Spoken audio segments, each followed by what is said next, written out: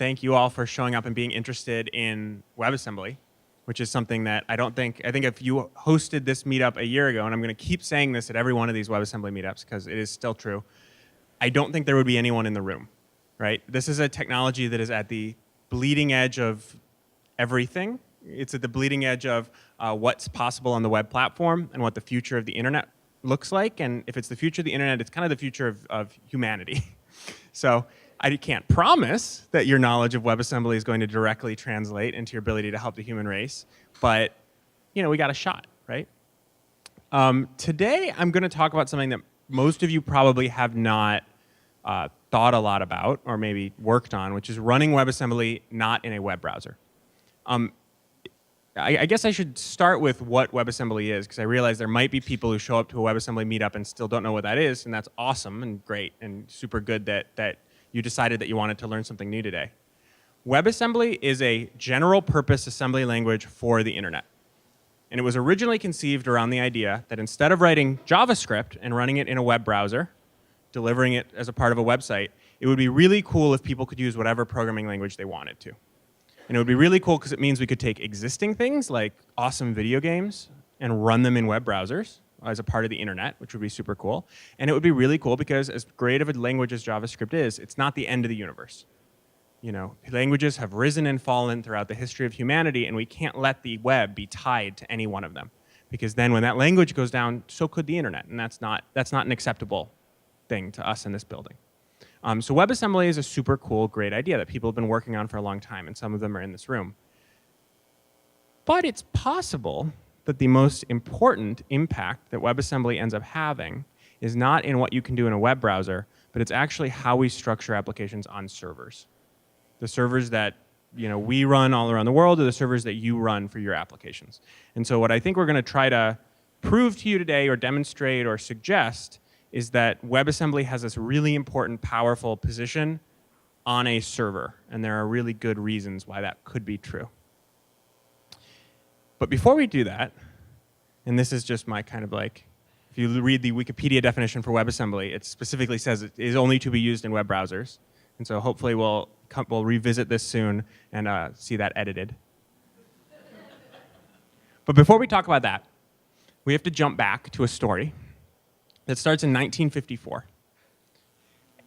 And it's talking about a major retailer deciding that they want to, instead of just selling tea and biscuits, which is British for cookies, I think, they want to sell computing power. We may know of several other companies that have gone on a similar journey since. I can't say. This is a company that literally sold tea and tea-related accessories. And they built a pretty powerful computing system called the Leo 1 for Leon's Electronic Office. That's the name of the company, if I'm pronouncing it correctly. They built this computer to do their payroll, to replace all of these clerks that they had that were doing accounting and inventory and payroll systems. And they built it in 1954. It used core memory, so the memory was little rings of metal on a giant grid. Fairly primitive system, but it was very effective. And so they built a second generation of it, and they built a third generation of it, and eventually it was so useful that they started doing the payroll for other companies, including the Ford Motor Company in Great Britain. And they eventually realized selling compute is kind of a good business. And they spun out this computer company to build these Leo computers. The reason it's interesting for us today, though, is it's the first computer in history that I'm aware of that did time sharing. That took one computer and divided it into a whole bunch of smaller computers, could do multiple processes running at the same time.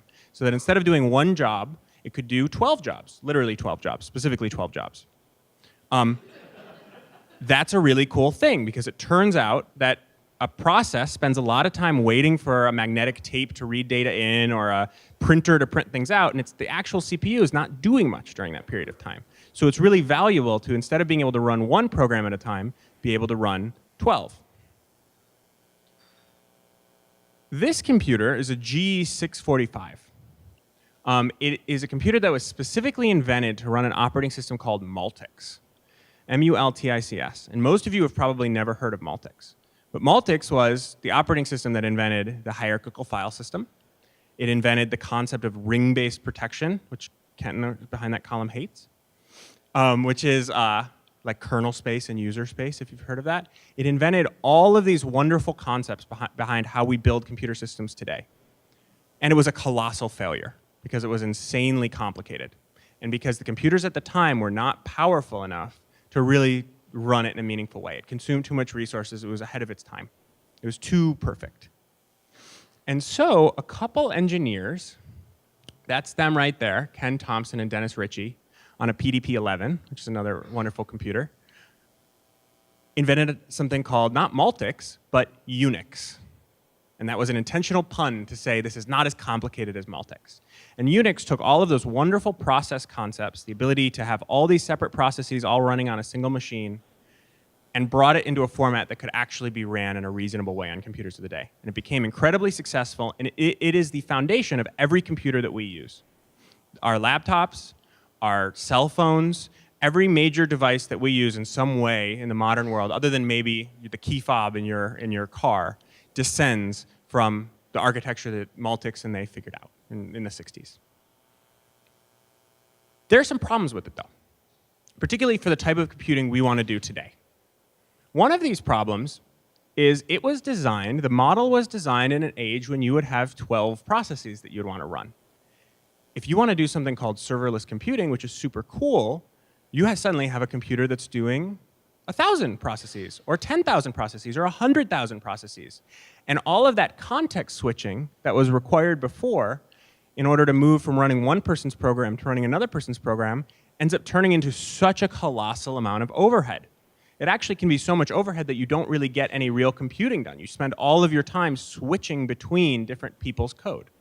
And again, this gets really, really bad if you're doing serverless computing, where you might have a little tiny function that runs really, really fast, and you want one server to receive 10,000 different people's requests. As you interlace those requests, you just have to thrash back and forth between these different functions and swap them in and out of memory all the time. It also supports a lovely standard, a standard that was invented after Unix such that different people could build operating systems. And that's great. Unfortunately, actually implementing it, and actually implementing that kernel-based protection system that we were talking about, means you spend between 25 and 33% of your time just running kernel code and swapping in and out of the kernel. Every time you want to read something from disk, every time you want to interact with a device, you have to switch into kernel code, do a bunch of security checks, and then switch back before your code can actually run. That adds up a huge amount of overhead that is unfortunate that we have to pay. It also means that starting a process can take a long time, particularly because a lot of the virtual machines that we're using, like the JVM or Node.js, were never designed to run in this kind of environment where you have this huge multi-tenancy. You have so many different people all wanting to run their own little pieces of code. And so it can take half a second to start up Node, which sounds like nothing, but it's actually a lot of time if you want to do the type of serverless computing we're doing today, where code starts in response to an HTTP request. So a request comes in, and code has to start in order to respond to it. Adding half a second to 10 seconds of delay to that is really unacceptable. This model does not work super well for the type of computing that we want to do today. At least I would argue. So an interesting thought experiment that we can do is how should things work? If we start over from scratch and we solve these fundamental problems that we have with computing now, and we aren't 100% bound to the solutions that Thompson and Ritchie figured out in the 60s, or that a tea company figured out in 1954, how should we build computer systems today, and how should they look? We know that we need to run multiple different people's code in a safe, in an isolated way. They can't talk to each other's memory, right? We need some way of isolating each person because they don't know each other. You don't want PayPal.com's code to be talking to CNN.com, right?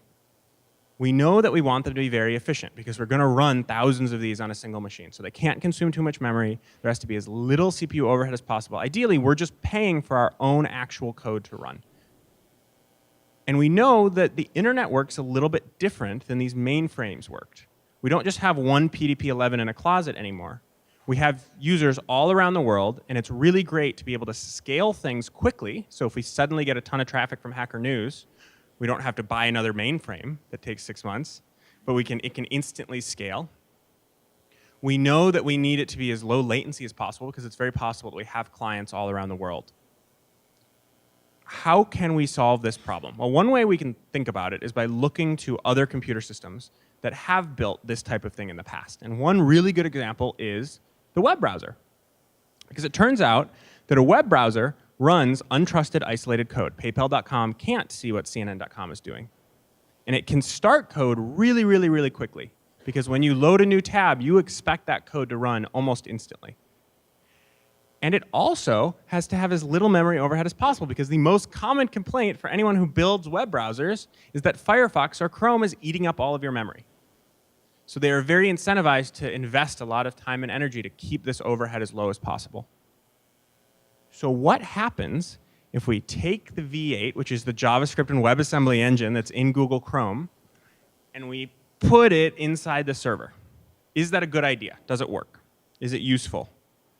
If we, instead of having a separate virtual machine for every little tiny function we want to run, we run one virtual machine, and it can run everyone's functions, thousands of functions, and each of them can just have such little overhead that the serverless computing thing actually makes sense and works. Well, this is what we figured out. So we have a platform, it's called Workers. This is not an ad for it. But in our experience, what you end up with is 3 times more compute per dollar for this type of serverless workload. You end up with 10 times less memory than running something like a node Lambda when you do this. And you end up basically getting rid of the concept of cold start time. None of this has to do with the fact that we have a really big distributed network. Like, obviously that helps, but this is all fundamentally true even if you're just running these serverless functions on a server in your closet. It has to do with how the compute is working. It doesn't have to do with the size of the network. That just helps. Now, when you can start things trivially, it does make it possible to have a really big network, because it makes it just as cheap to start a function in Djibouti as it is to start a function in Virginia. So instead of having all of your code running in Virginia all the time, and your requests having to transit all the way around the world to get there, it's cheaper even to not pay for the bandwidth and just run the code really close to the user wherever they are on Earth, because you can turn on and turn off any one of these functions almost for free. So that's super cool. You get to have a really distributed network. You also get instant auto-scaling, because if you can start code in less time than it takes a request to come in, then if you suddenly get 1,000 requests, or 100,000 requests, or 1,000,000 requests, you can just scale up, and the users would never even notice. It essentially removes the concept of operations. It does what serverless promised, which is I no longer have to worry about where my code is running or when. I get to write code, and it runs just like it does in a web browser without me having to think about it or worry about it or interact with it, and scaling up, scaling down, doing everything that I need transparently. Super cool.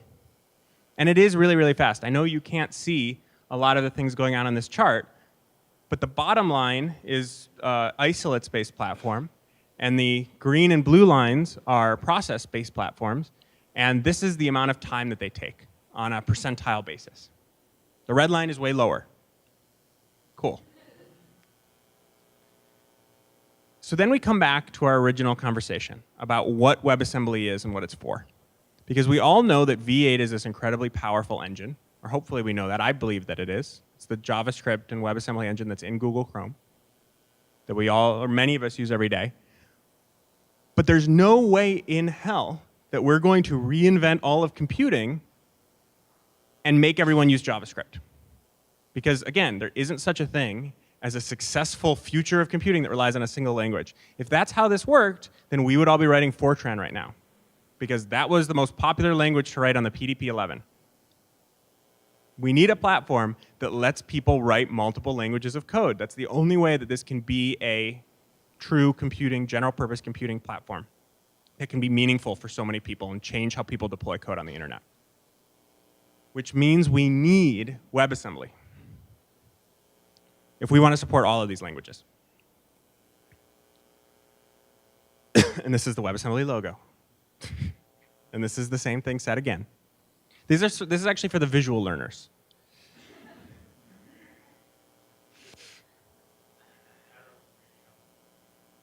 Yeah, see? Shevki's a visual learner. So if this works, and if this is a good idea, and if isolate computing is a good concept, and WebAssembly works out and becomes robust and becomes all the things that we believe that it can be, we could really end up with a way of just writing code and deploying it with automatic scaling all around the world instantly. It's really cool.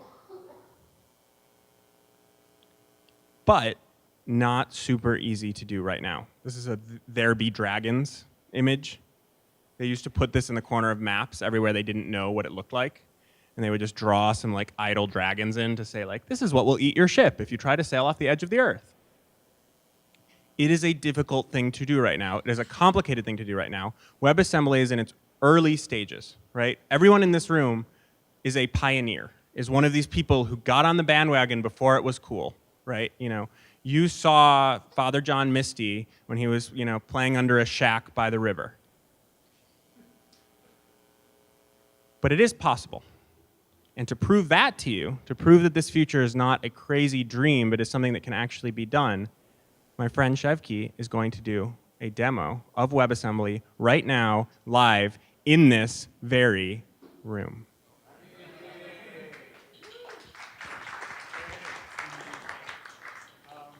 Yeah, that'd be super awesome.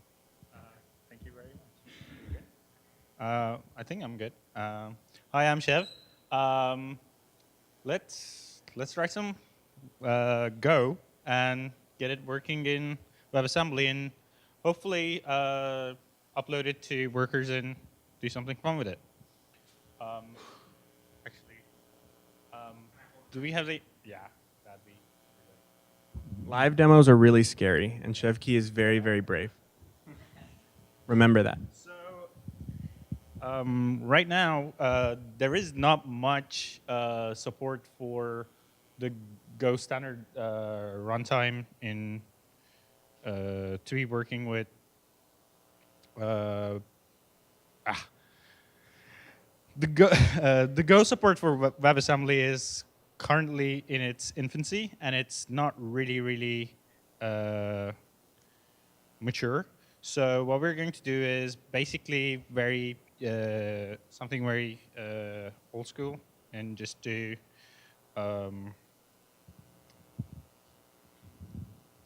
Okay, so okay, you type, I'll talk, and we're going to iterate on this. This is Agile presentation method. Go support in WebAssembly kind of sucks. You know, WebAssembly has really is kind of a decent thing to take a statically typed language like Rust or C or C++, a language that lives kind of close to assembly language already, and port. And the ports for those languages are pretty good, or decent at least. But for a language like Go that has garbage collection and a runtime, it's really, really hard to figure out how to port it into this intermediary magic assembly language that's going to let it run on the web and in this isolates thing and be the future of computing. That support, it's somewhat possible there's only about 12 people on Earth who have successfully got Go running in WebAssembly in a meaningful way. And 2 of them are in this room.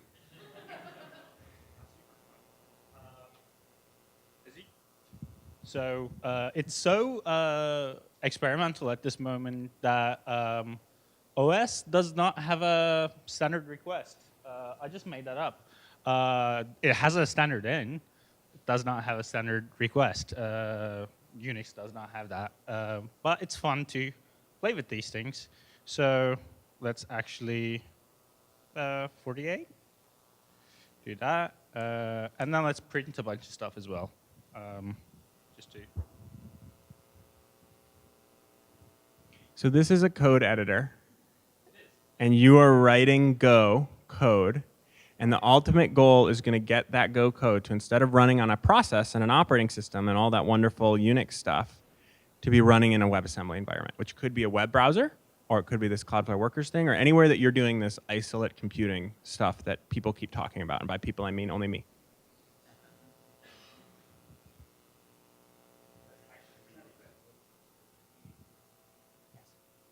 The question was, is Cloudflare Workers V8 based? And I said yes.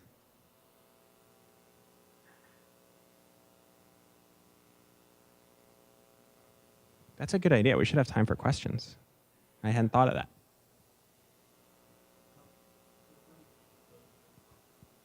The next question was, why did you choose Go instead of Rust? And the answer is because it's way harder. You can actually go to our blog and see here's how to run Rust in Cloudflare Workers, which is an isolate V8-based compute environment. A lot of words. And you by all means should. But again, that would be easy mode. And Chevkey doesn't do easy mode. Chevkey is going to demo a language that can barely work. But it will.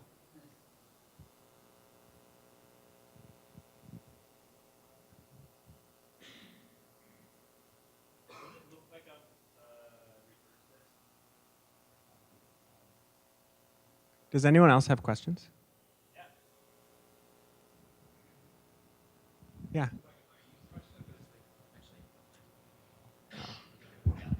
Now you're on blast. Yeah. Wow. So scare this off is future like a questions. naive question, but it sounds like WebAssembly kind of can circumvent an operating system. I mean, is that? The question is broadly WebAssembly an operating system? Yeah.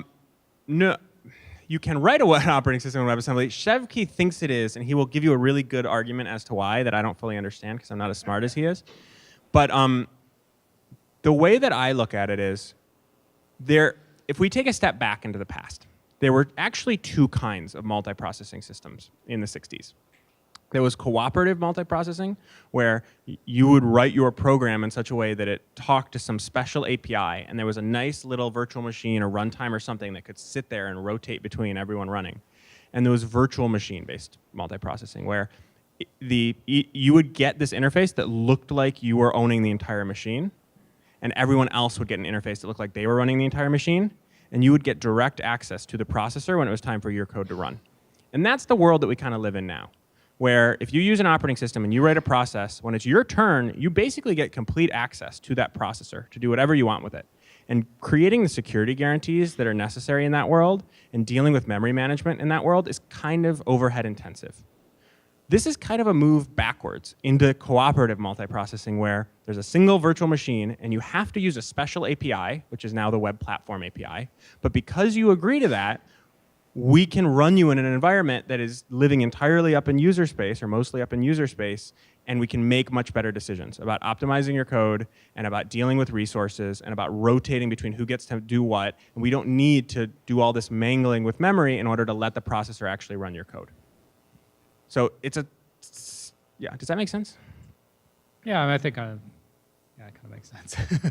It's moving that where kind a of- lot of this stuff happens I think one level up. Yeah, it kind of ties into my next question, which would be like how you're getting around the cold start times, because as I understand, cold starting is sort of, you're running the function once and it's sort of getting cached. And So the question is, how do you get around cold start? So for people who don't know, Yeah, serverless I mean, computing is this really cool thing where I can just write a function and I don't have to worry about where it runs. So it kind of gets rid of a lot of the operational overhead of writing code, and it gets rid of a lot of the deployment ops stuff.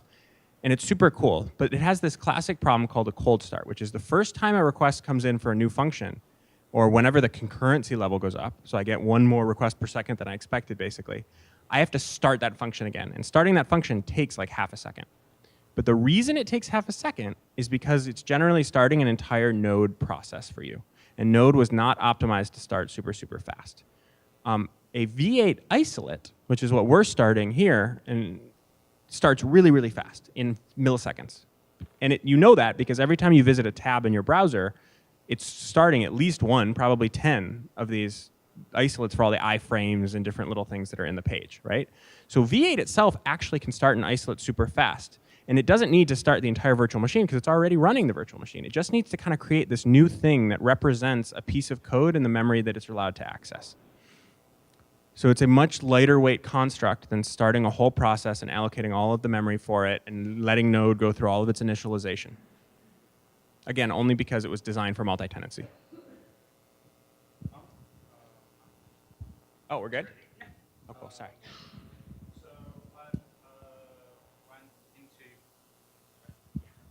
So I went into our lovely dashboard, and I have some glue code here that is required to run WebAssembly. It's basically all this code is. If you will find this in the Go standard library as the bindings. So when you're running some WebAssembly code, you have to tell it where the memory lives and all the operations and all the interrupt stuff that you want it to do with JavaScript. It's just pretty like downloaded from the Go standard library and run it type thing. And we go into the resources, the tab, and there we have our WebAssembly module that we've bound in to our V8 context. And we're basically now, every time a request comes in, we instantiate a new WebAssembly module. We pass all this great bindings that we want to give it so it can actually do things that are useful, like the standard in and the standard request, as I like to call it. I'm trying to make that a thing. It's not going to catch on. And then we're basically running the function that I have exported here, which basically, if I went in and said, I don't know,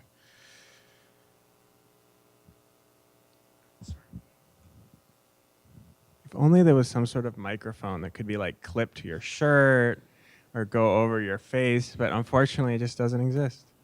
If anyone's looking for a good startup idea.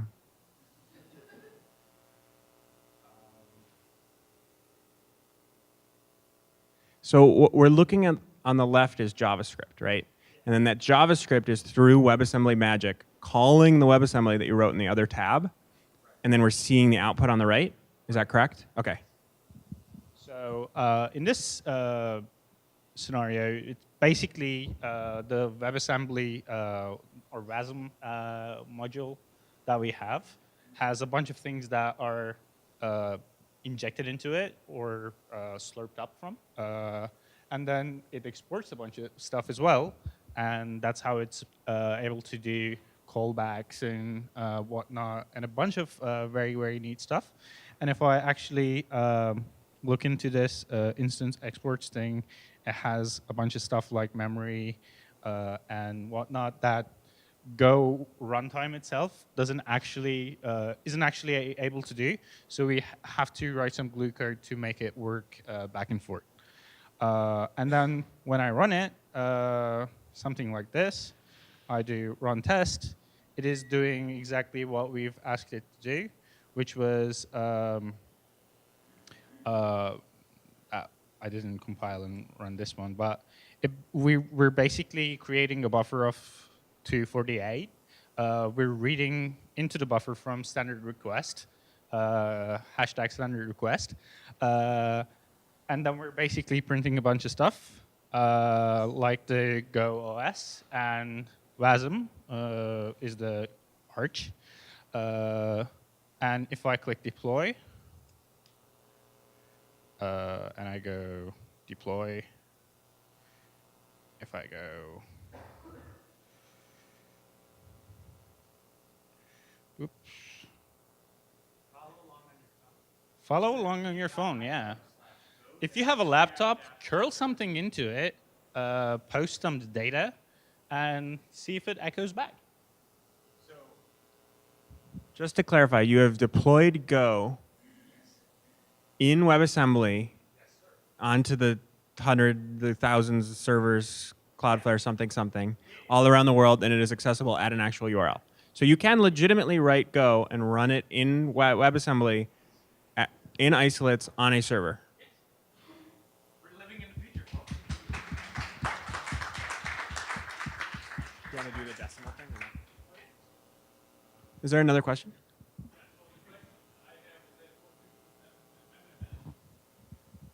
Sorry, I couldn't hear the question. No, I heard the question. The question was, what do you do with memory management? That is a complicated question.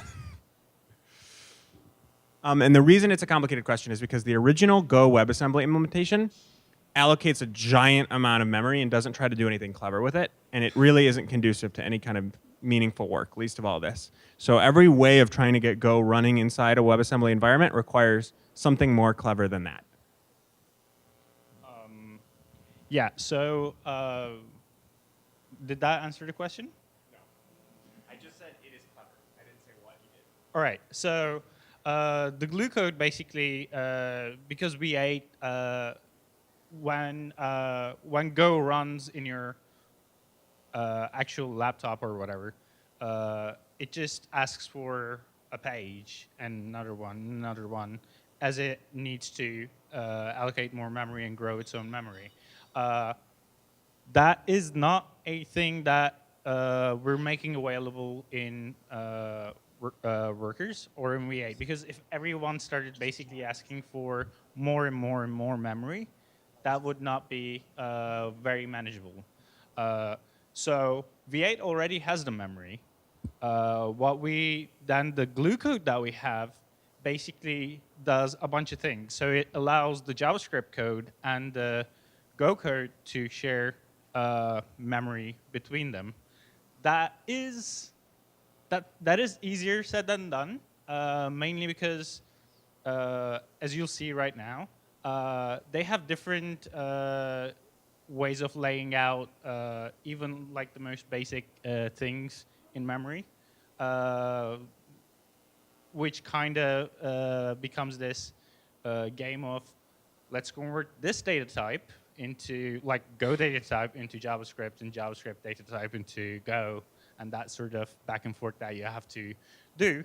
That is why we let JavaScript handle the memory bit for Go. So we write a bunch of code injected into the Go library, Go binary that we have, and then it calls out to the JavaScript stuff to get that literally like a buffer and sets values of what those things are going to be.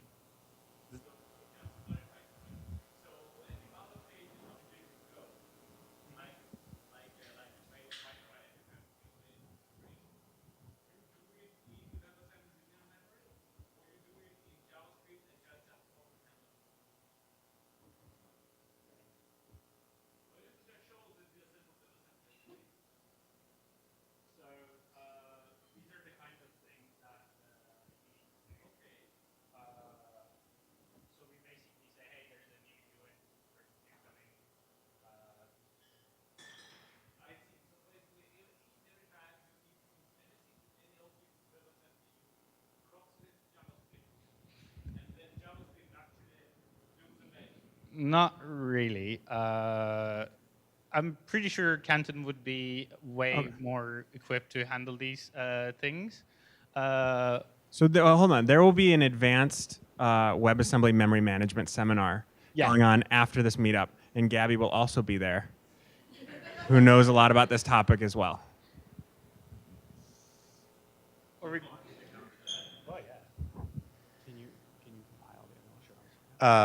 So when you want to interact with the outside world, then you have to bind to an external object, which currently you would do through JavaScript. You would access the JavaScript objects because the API that is provided to workers is a JavaScript API.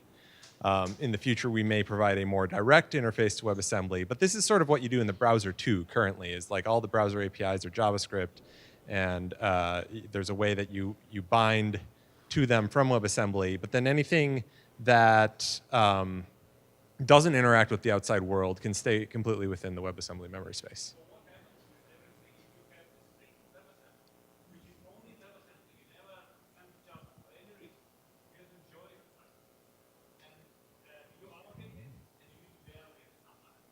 Right.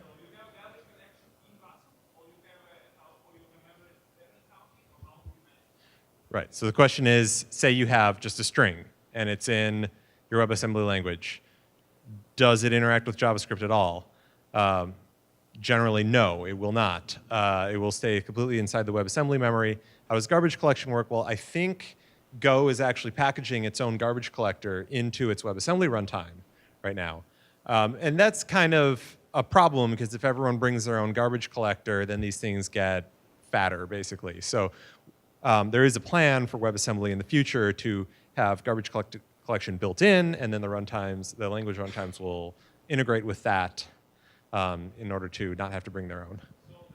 Okay. Now, after the talk, please. Thank you, Cantor. So, and this is the very, very last thing. Has anyone ever done floating point math in JavaScript before? I have no idea why that's not going away. Has anyone ever tried to go into a dev console and type 0.1 plus 0.2? And they see that the answer is not 0.3, but it's 0.300000000000004. What? And so we were thinking about what would be the fun demos to show the power of being able to use alternative languages on the web, despite the fact that we all so desperately love JavaScript. And we thought it We might all be love it. fun. Can you show the Go code really quick? Yeah. We thought that it might be fun to add 0.1 to 0.2. And so that is what this code is doing. We And then what is the result? We have the technology to do this, finally, after years. And if we look at it, hey, Thank you very much. If anyone is interested, you can go to workers.dev and you can sign up to get a subdomain of your very own where you will be able to deploy all of the workers that you wish. So reserve yours today. You can do it on your phone. what did you get? What did I get? Yeah. Oh, you don't want to know. I have admin.workers.dev, www.workers.dev. That's a really good subdomain. I have United Steelworkers.dev. Oh, that's hilarious. Okay, Yeah, okay. right. Thank you very, very much. On to your next presentation.